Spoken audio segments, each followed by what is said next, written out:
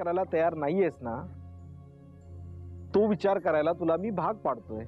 आता अजून काय विचार करायचा आहे? हाकलवलं ना त्याला घरातून. हो, निर्लज्ज तू आहेस Prashant. Mind your language. You please mind your business mister Prashant. तू बिझनेस पार्टनर आहेस ना पर्णाचा, बिझनेस पार्टनर. आणि तिने तुला हमाल केलाय आज. हमाल केलाय चक्क तुझा हमाल. काय समजतो काय स्वतःला? काय समजतो? मला काय समजायचं ते मला सांगू नकोस. तू मात्र स्वतःला हमाल समजून राहा. हो,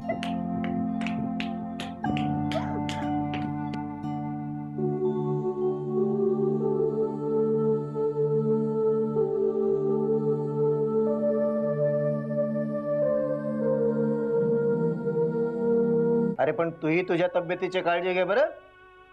कसलं काय रे, आपण पिकलं पान केव्हा त्रिगळून पडायचं.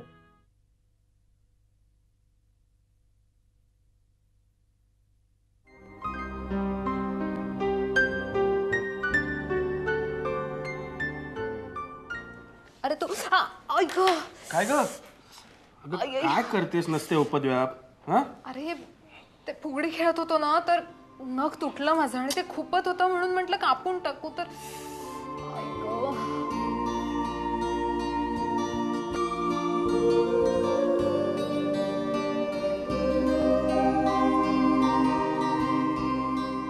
एवढं रक्त आलंय ग.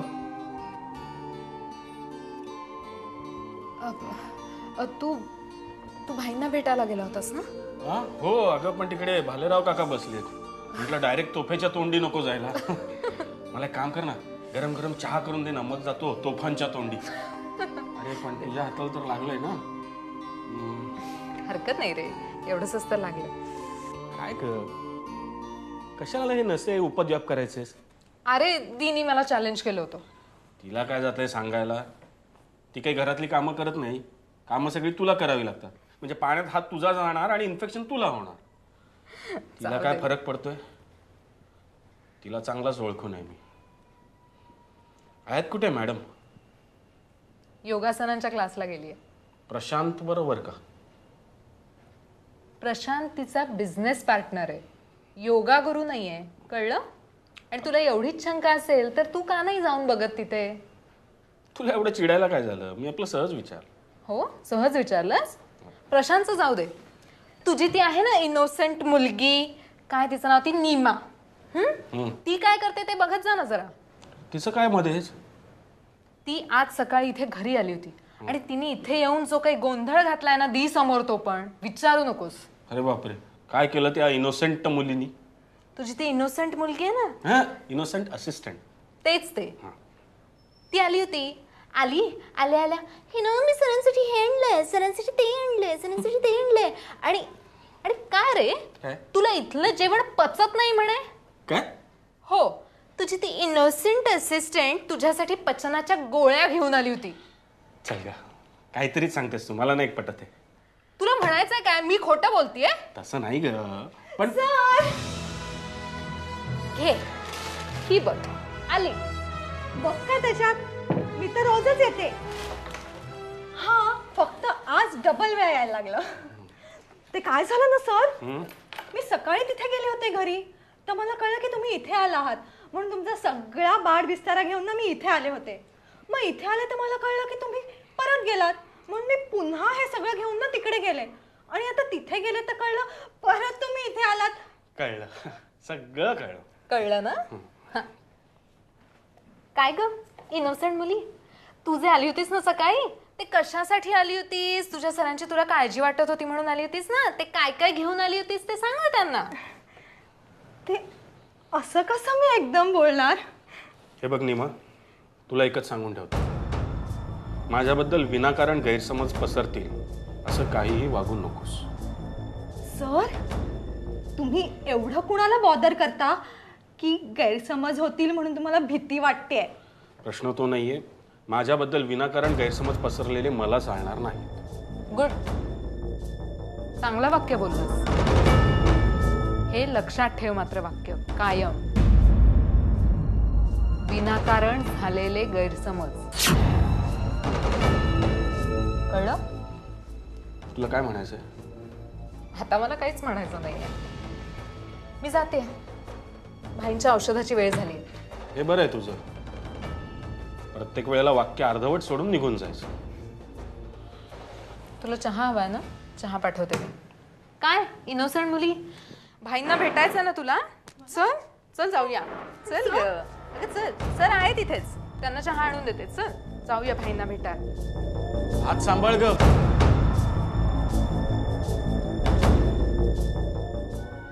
तिच्या प्रशांतच्या अरे किती टाइम झाला आले अंदर जाऊन. बाप्पा हा का करते अपर्णाच्या घरात एवढ्या टाइम पर्यंत? नाही पण लेस टाइम झाला कडे आले जाऊन. झालं तिच्या काही करत देशील आपल्याला काय. आपला प्लॅनिंग एकदम पक्का पाहिजे रजत भाऊ. असे किती काय आले ना तरी पार उताना पाळता आला पाहिजे. अरे किती काही आले तरी आपण लांडग्यासारखं सतर्क राहिलं पाहिजे. आपला डाव आपणच खेळला पाहिजे. येऊ नका प्रशांत. बाबाजीले तर काही हे जमलं नाही. अरे बाबाजीले गोड गोड बोलता कुठे येते आपल्यासारखं. आपण बोलू गोड गोड.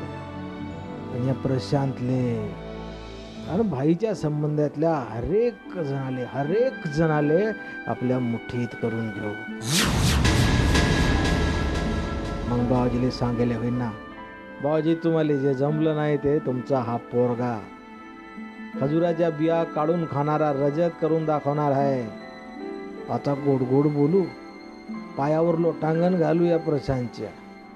आणि मग तो सुद्या आपल्या पायावर चारी मुंड्या चित पडते की नाही पायचा.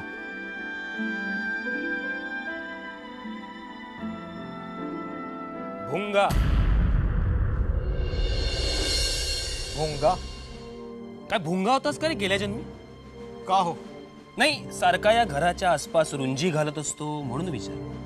नाही, काही कामधंदा नसेलच, कदाचित रुंजी घालण्याचा पगार मिळत असेल तुला.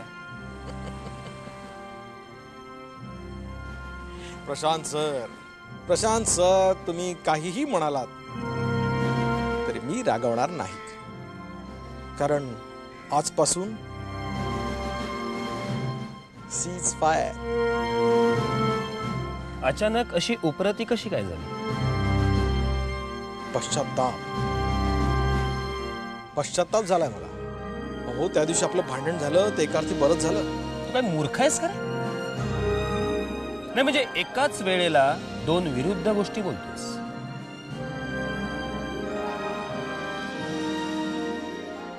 मंथन, अहो मंथन केल्याशिवाय जसं लोणी बाहेर पडत नाही ना, तसंच भांडण झाल्याशिवाय मनातला मळही बाहेर पडत नाही. नाही, मीच मूर्ख आहे.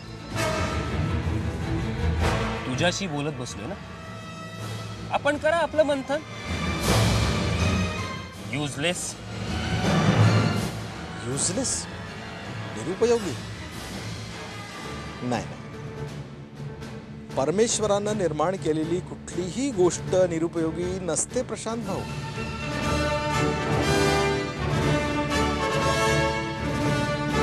हो, परमेश्वराचीच लेकरं नाही का आपण? भाऊच नाही का?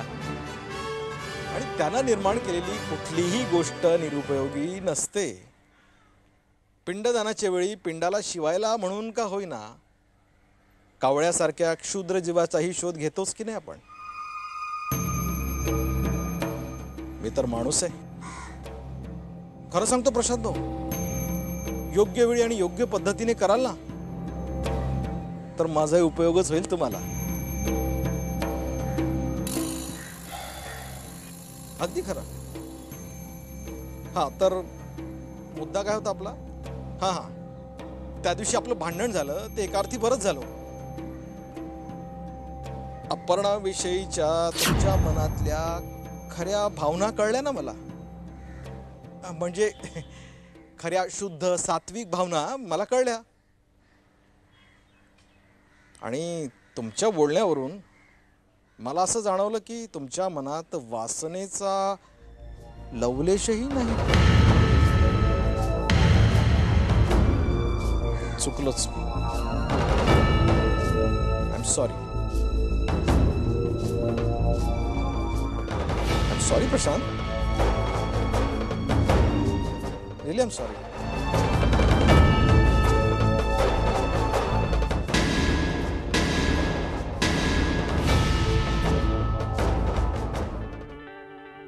खरंच रजत, तू काय आहेस ना ह्या घरातल्यांना कधीच कळलं नाही.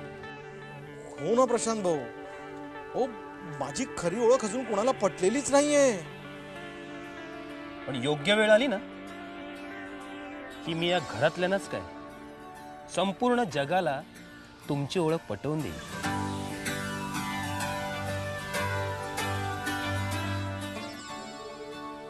लिफाफ्यावरनं आतला मजकूर काय असेल हे ओळखतो मी. कळलं का रजत भाऊ? कारण कल्पनेचं एक असतं, जितकी फुलवावी ना तितकी ती फुलते.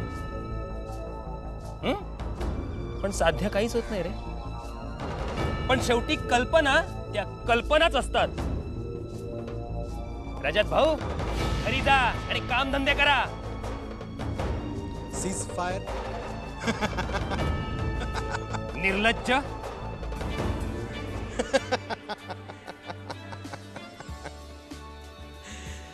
सीज फायर प्रशांत भाऊ. आता घरी जातो आणि कामधंद्याला लागतो. अगदी तुम्ही म्हणाल तसंच. आणि तुम्हालाच धंद्याला लावतो. आता 5 तुम्हालेच नाही, तुम्हा सगळ्याले धंद्याले लावतो की नाही पा. Cease fire. पा माया सीज फायरचा कमाल आता. Cease fire.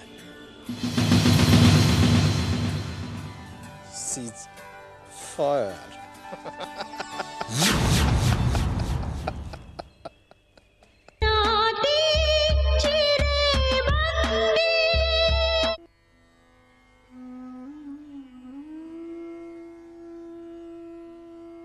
ज्या माणसाचं तोंड बघण्याची इच्छा नाहीये त्याच्या बरोबर एकाच बेडरूम मध्ये राहायचं.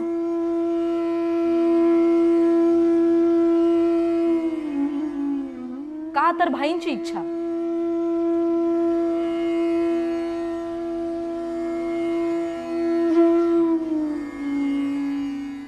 माझा संसार पुन्हा उभा करण्याचा त्यांचा ध्यास.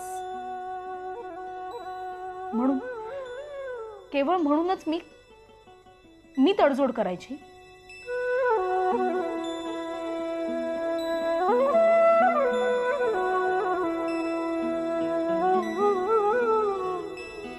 त्यांच्या जागी ते बरोबरच आहेत.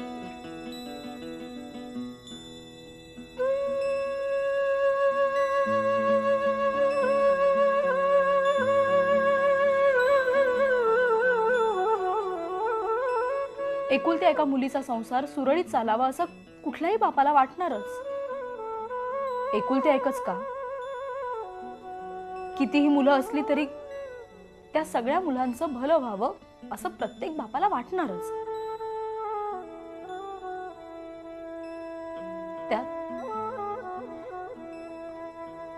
आई भाईंना सोडून गेली. मृत्यूचं दुःख केवळ भाईंनी माझ्यासाठी सहन केलं. ते माझी आई झाले, मित्र झाले.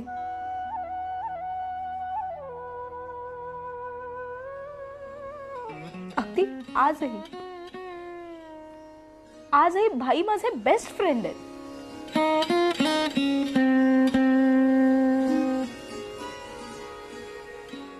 पित्याची भूमिका निभावत असताना त्यांनी मित्र, मार्गदर्शक या सगळ्याच भूमिका उत्तम केल्या.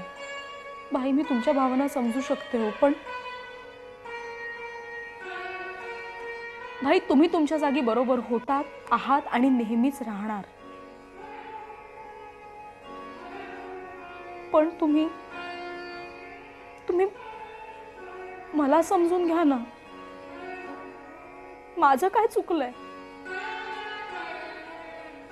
माझ्या देवने तुमचा बिझनेस सांभाळावा, तुमच्याकडेच राहावं, ज्यामुळे मलाही तुमच्या जवळ राहता येईल, उतारवयात तुमची काळजी घेता येईल. हीच अट मी देवला लग्नाआधी घातली होती आणि त्यांनी ती मान्य केली होती ना.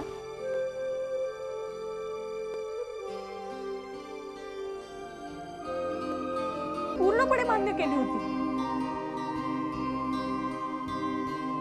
पण लग्नानंतर त्याला त्याचा स्वतंत्र व्यवसाय करण्याची महत्वाकांक्षा निर्माण झाली आणि माझ्यापासून, आमच्या मुलापासून आणि तुमच्यापासून तीच महत्वाकांक्षा त्याला लांब घेऊन गेली.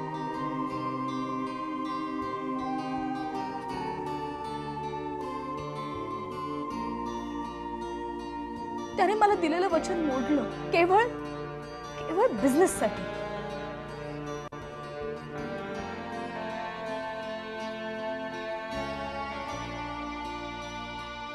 स्वतंत्र बिझनेस करण्यासाठी तो आपल्याला सोडून निघून गेला.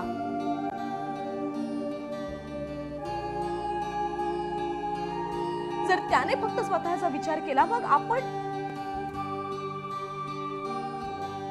त्याचा विचार का करायचा?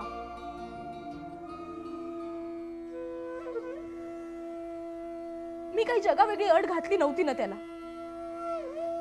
आणि मी जे काही केलं ते फक्त तुमच्यासाठीच ना बाई.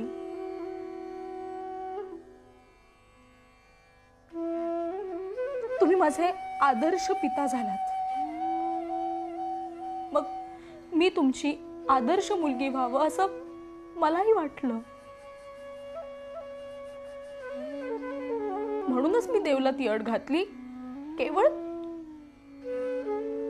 तुमची सेवा करता यावी, तुमच्या प्रकृतीची काळजी घेता यावी म्हणून ना.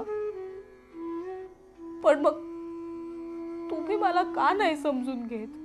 आदित्य लहान आहे. आमच्या भांडणाचा त्याच्या कोवळ्या मनावर वाईट परिणाम होऊ नये म्हणून तुम्ही त्याची सुट्टी संपेपर्यंत एकत्र राहा हे तुमचं म्हणणं मी पटवून घेतलं. अगदी एकाच बेडरूम मध्ये राहण्याचा तुमचा आजचा आग्रहही मी मान्य केला, केवळ तुमच्यासाठी आणि माझ्या मुलासाठी, आधीसाठी.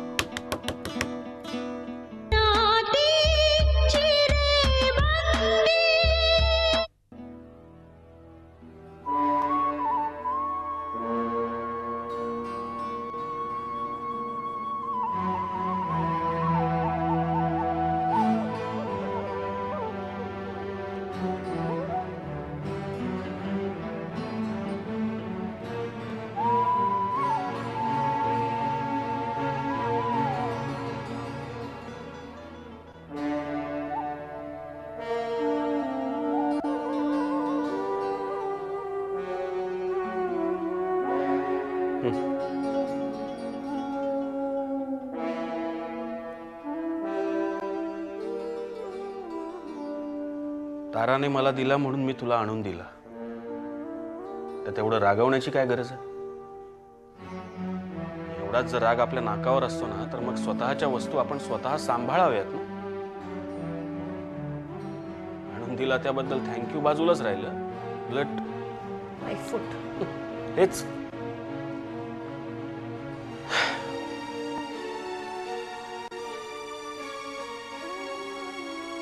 दिलास ना फोन? मग जा ना, आता बघत काय बसलायस? खरं म्हणजे तुझ्याशिवाय कोणाकडेही बघत राहावं असं मला कधीच वाटलं नाही. हे तुला मात्र कधीच कळलं नाही आणि कळणारही नाही. भाईंनी ही एकाच बेडरूम मध्ये राहायची सक्ती केली ना आपल्यावर, त्याचा तू गैरफायदा घेतोयस. मी हो, तूच. तुझ्यात आणि माझ्यात मी माझ्या फायद्याचा कधीच विचार केला नाही.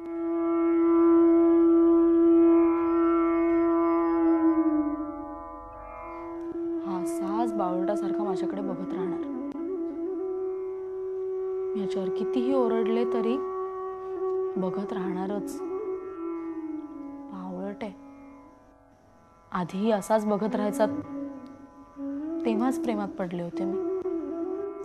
कारण तेव्हा मला ते आवडायचं. पण आता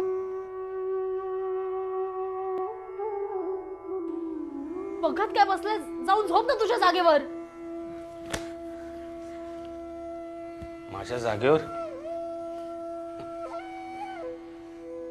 या घरात मला कधी जागा होती का? आणि जर ती जागाच नसेल तर जाणार तरी कुठे? आणि जाणार म्हणजे कुठे? ह्या बेडवर जाऊन झोपणार मी? ते जागा तरी आहे का? इकडे आपला सगळा एकछत्री अंमल आहे ना. कारण ही माझीच बेडरूम आहे आणि हा माझाच बेड आहे. सो ह्या बेडवर मी एकटीच झोपणार. कारण एकाच बेडवर झोपायला आपण आता नवरा बायको नाही आहोत. तू जरी मला अजून तुझी बायको मानत असलास तरी मी तुला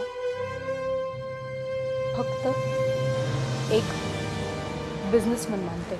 only a businessman. That too, a selfish businessman.